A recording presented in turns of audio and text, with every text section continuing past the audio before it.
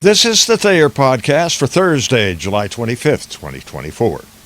Gotta say, God's been good for us for the last couple of weeks or so. Just think of the blessings He's given us lately.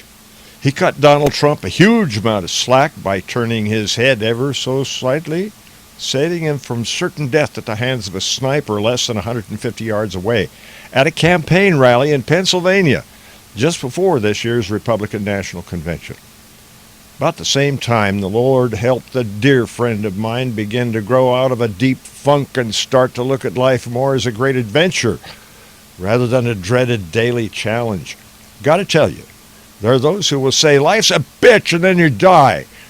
Then there are those of us who look at every new day as a mighty challenge, pitting us against the devil, in which we have a tremendous advantage with God right there hanging out with us.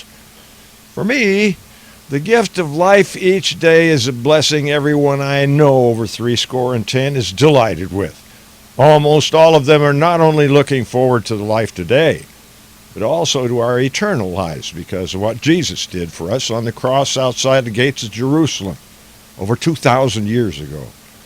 Be that as it may, just gracefully embracing life and all the challenges it presents is such a wonderful, great adventure. I can't imagine it any other way.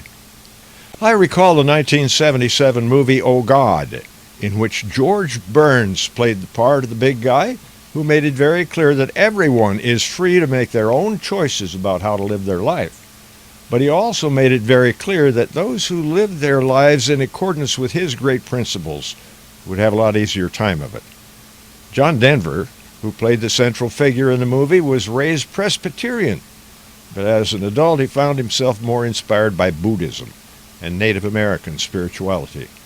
The 80-year-old Burns, whose real name was Nathan Birnbaum, was not a practicing Jew, and his wife Gracie was Catholic.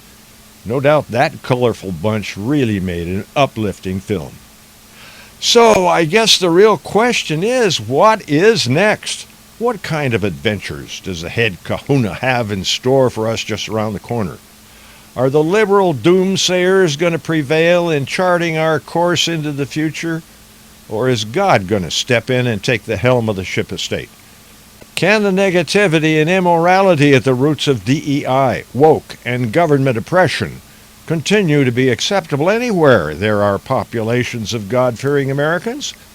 I think George Burns, as God, made it clear as a bell when he assured us that everything could work out if that's everybody's choice. People have to decide on their own what's to be done with the world.